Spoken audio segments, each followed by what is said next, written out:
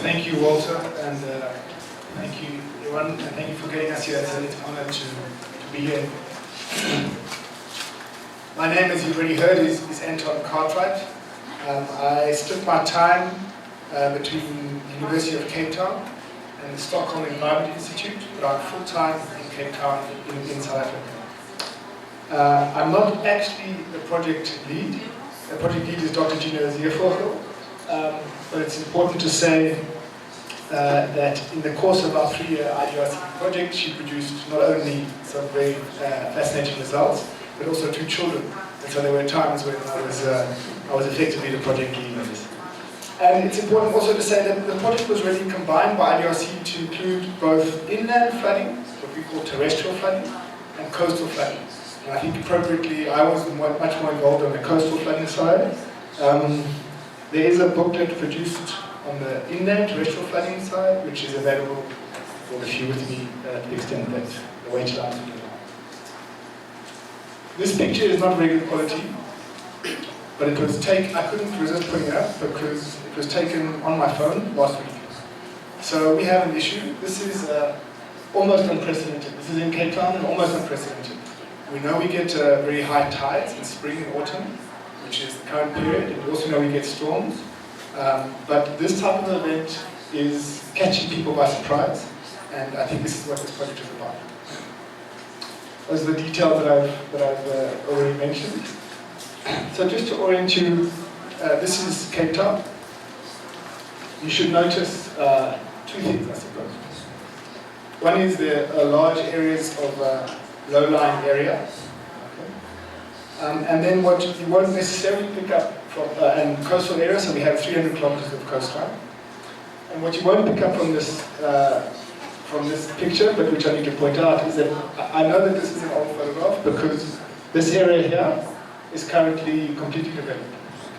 So we have rapid rates of coastal development, largely due to partly the desire for coastal property, which is, I think, a global desire, and people moving into coastal areas because it's perceived to be valuable and a desirable place to live.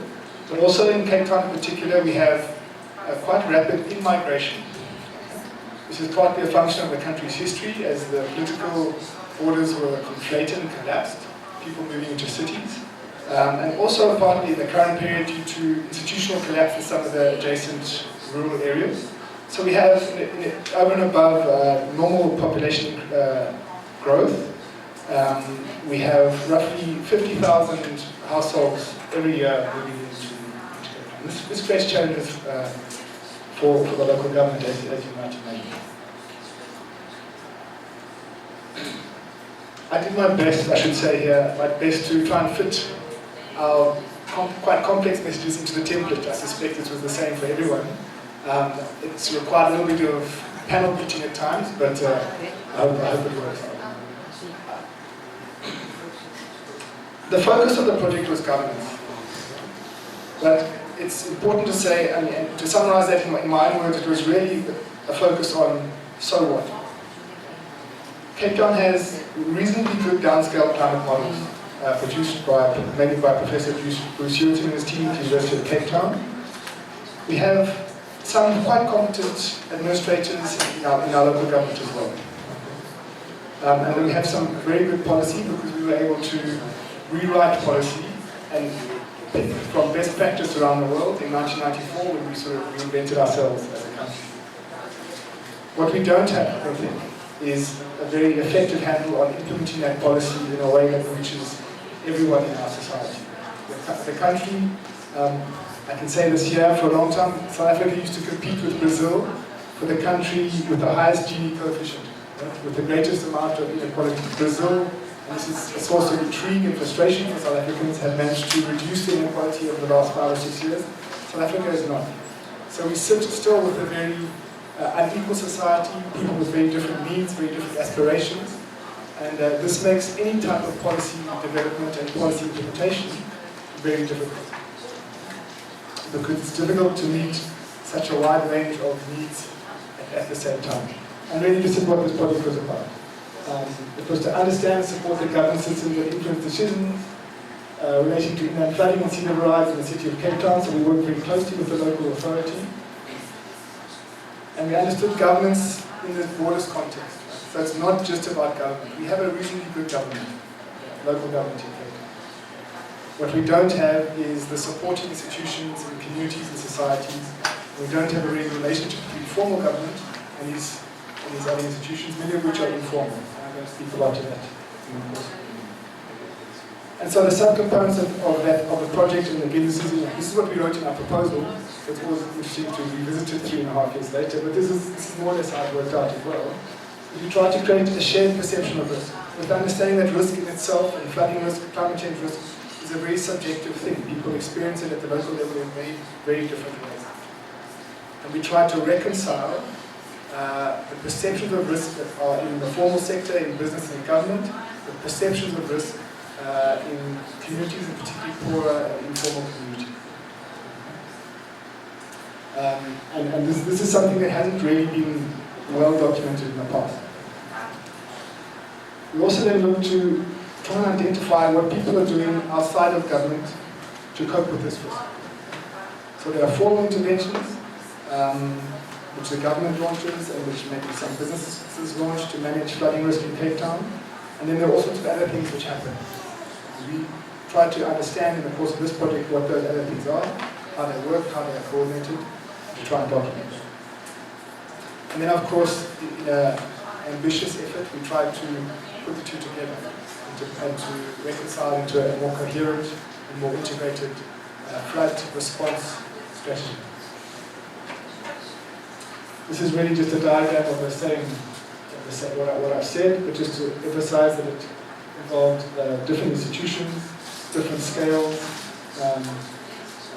different ambitions and methodological approaches there, with some of the outcomes and interventions being participatory GIS, Geographical Information System, a lot of time spent in communities, just observing, a lot of participant observation. One of our researchers did a PhD, and part of that research involved giving communities cameras, just to take whatever photographs really they felt appropriate, but to capture the side of life which is not very well understood in some of these informal communities.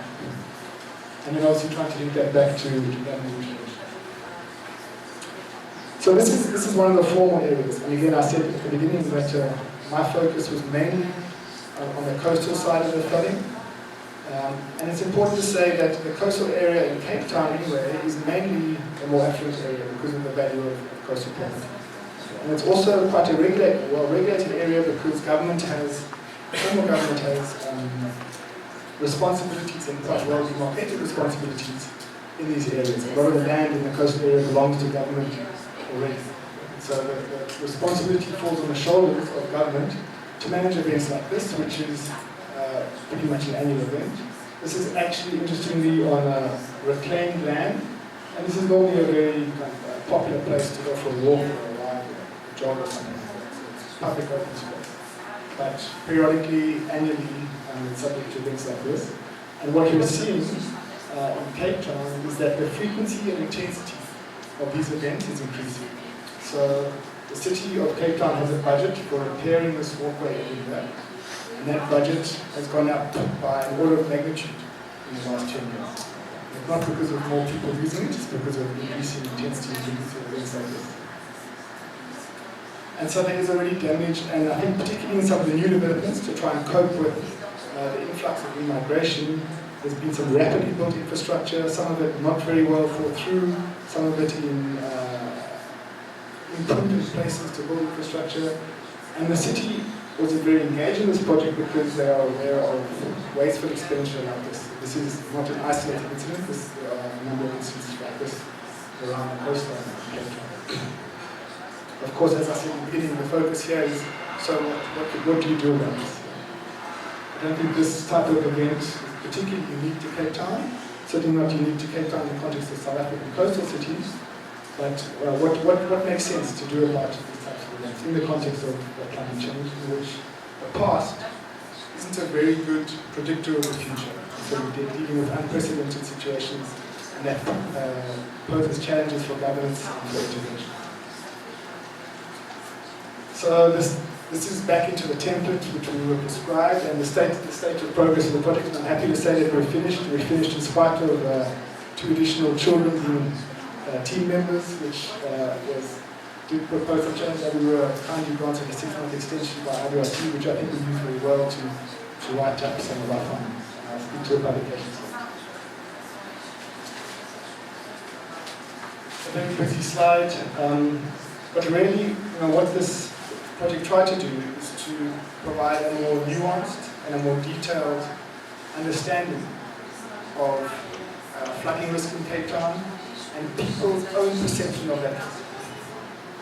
As I said earlier, we have a reasonably good idea of what the perception of risk is within the business and the formal and maybe even the more affluent communities, how they understand that risk. What this project did, which was I think additional, is get into communities, into what is loosely termed in South Africa as informality, or informal communities, and to get behind that curtain, if you like, to try and understand how people are perceiving the risk there and what they're doing to cope with that risk. And then to try and make that, to make that legible, to make that visible, to make those strategies visible to government, and to look at ways of integrating what would inappropriately, I think, be called informal adaptation with the more formal systems and regulations running it.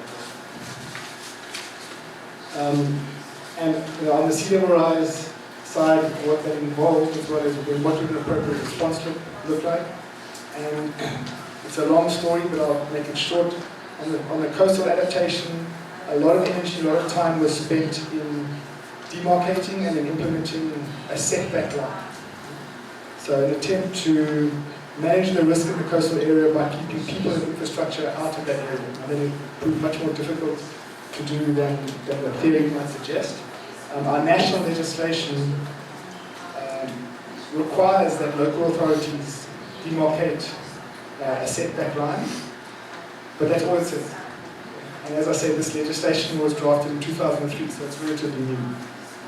So how does a local authority do that, and how they do it sensibly, given existing development, given conflicting rights, given conflicting needs and desires in the coastal area? How do you go about doing that? And this really formed a big focus of this project, and I'm pleased to say that Cape Town now has done it in a way that is being rolled out. It's done it through this project in a way that's being rolled out in the rest of the country. But that was a bit of an arm wrestle, and it took a lot of time for people to realize that actually there's a lot of merit in the Cape Town approach. A big part of this project for us was what we call the climate change think tank.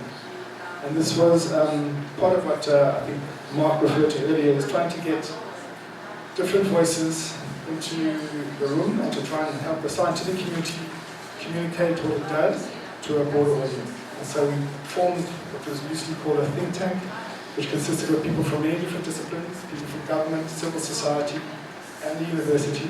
And we put them in a room together, and we met 6 times a year for 2 years. Each time to focus on a particular issue which the city or somebody had identified as being critical. But these were what would be loosely termed sort of wicked problems or complicated problems. So these weren't the sort of problems that one person could put their hand up and say, I have the answer, and it was solved. These are things which require deliberation, discussion, sometimes resolving of conflict, and feeding your way forward. And I think that's what the think tank did. One of the products of this project was this book which documents the think tank process and some of the work that was produced by the think tank. There were obviously also our students who did most of the hard work, the legwork in the communities, and they're obviously an important part of what came out of the project. So knowledge gaps, I'm going to pick on some of these bullets selectively, so not to go through them all. And this was our experience with the project. So that the local, I think, this is a broad theme, but I think the local is underrepresented in the adaptation literature. And I think adaptation is an intrinsically local thing. So it's useful for Cape Town to know that the cost of adapting to a 2-degree warmer world is estimated by the World Bank to be $100 billion a year. That's kind of useful in raising awareness, but it means nothing for the way in which the city allocates its budgets, the way it takes its economic decisions, in which way people manage very difficult trade-offs on a day-to-day basis. And this is part of what we try to capture. And then I think there's this important distinction when we talk about governance and climate change governance, which is an emerging theme, adaptation governance. It's important to distinguish between what a city does, what a formal administration does, and then everything else that happens. Because the city is not the only player, and they're certainly not the only influence. And very often, I think, in Cape Town, city officials are bewildered and frustrated by their lack of influence. And part of that is, I think, the misframing of their own role and of the other resources and knowledges and efforts that are out there, and really, I think, difficult attempts to integrate those. So we try to make both sides of that equation legible, and to highlight particularly the informal adaptation that is taking place in Cape Town. What we discovered when we did that is that the informal or the local or the community, which is all words that as academics we use frequently and loosely, but it's not this homogeneous thing. Within the informal, within the community, within this notion of community or community-based adaptation, there are conflicting interests, there are power plays taking place, there's local politics. And so it's very difficult for a city to engage that, especially if they don't understand it particularly well. And this is what we discovered. So even going into the communities, we were exposed to and we experienced some of the conflict that was taking place there, even around the work that we were doing. And that was an intrinsic, important part of what we had to manage as part of the process. And of course that has some quite profound implications for good ideas like best practice. And I think it really challenges what we call normative. Let's go and do the best practice in the community. Because that doesn't really take you very far in the community.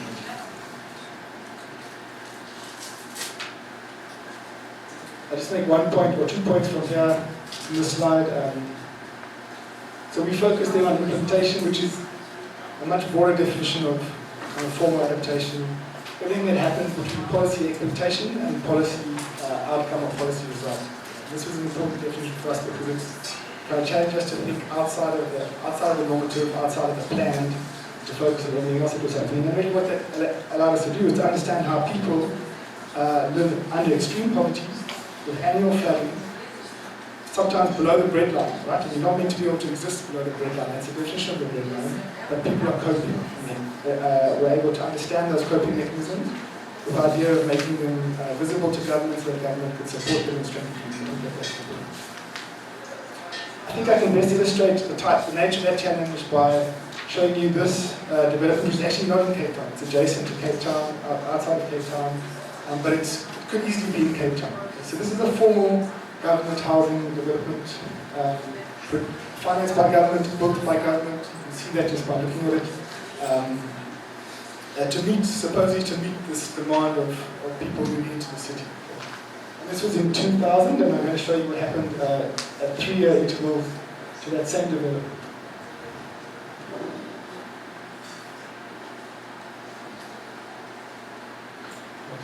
So this is what we try to help government understand.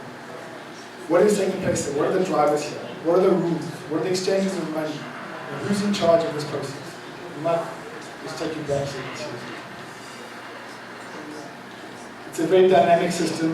This is what was usually called informality, but we need to understand this better because informality doesn't do it justice. Okay, so I think we need some repetition here, so I'll really try and speed up and draw this to conclusion. This is really what we did, some of the changes that we confronted, a lot of household surveys, a lot of time in the community. There was a fair amount of workshop fatigue as we processed, a lot of mistrust and suspicion, even for the GIS modeling by local, even by NGO groups. We had one in particular dislike and distrust of GIS, participatory GIS. What it was a technological bias that was being introduced to the community. We had to cope with this, and we did using it adequately over the 3.5-year period. Important to note that the participant observation, which was a big part of what we did, just being in this community, especially our PhD students, sometimes using cameras, sometimes not. This is not a process that you can control. If you want to be there when the flood is taking place, you can't ordain or organize a flood. Okay? And so we were somewhat at the mercy of sort of local processes and local time, and I think this occasionally caused frustration in the day, especially when having to report back to the donor as well as. these are the results in finding, and I think I've kind of talked to some of these already. Again, this event here is a photograph from last week, same area. But I think in the coastal area, the main message that I want to bring home from that is we've been able to introduce a much more nuanced and fine-grained level of understanding of that risk.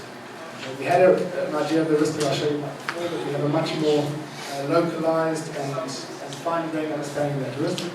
And we have spent a lot of time, and perceptions of that risk are much wider than they were before. Okay, so different departments in government, different communities, insurance industry, estate agents now have more or less the same understanding of what's happening in sea level rise in Cape Town, largely as an outcome of this project. And on the terrestrial flooding, it's really this greater awareness of what's happening inside communities behind the informality, which is something sort of opaque to government to follow that for a long time, and I think we've made some progress in making that less opaque. This is just quickly on the sea level rise stuff. This is where we started with really quite a crude risk assessment, different scenarios, different areas flooded, mainly based on coastal elevation. We managed to quantify that at the beginning of this project, which was quite useful again in raising awareness, but said very little about what we need to do about this, so we put numbers to it. Some quite big numbers, useful in capturing political attention, not very useful in informing local decisions after that. We went beyond that then to 19 hotspots, each vulnerable for different reasons, sometimes because of wave run-up, sometimes because of swell action, sometimes because of the bathymetry, sometimes because of imprudent infrastructure putting away. That was important. We then focusing on an even more local level than that, and started working towards the setback line and identifying particular properties based on particular measurements, and we're able to bring that into the governance system. And then ended up with this setback line, which is now implementable because it has a legal, provides us with a legal handle to shape the influence development, which is the process followed here, as I said, is something that's going to be rolled out across the province and then across the comparative advantage and benefits. I must hold it up? No, just higher. Talk loud a little bit. Okay, right, that's better. Comparative advantage and benefits. I'm an economist, so comparative advantage means something different to me, but I think I get it. Really different for government and for communities and for the research community, but as I said in the beginning, aimed at this fine-grained understanding of something that was poorly understood before, and a shared perception of that risk across different stakeholders. So collaborative governance was in the title of the project, and that depended on creating a shared awareness of the problem. This is a cartoon that I won't give you time to read, but it's really around, are we creating a learning city? This is what adaptation is around, cities that can learn from their lessons.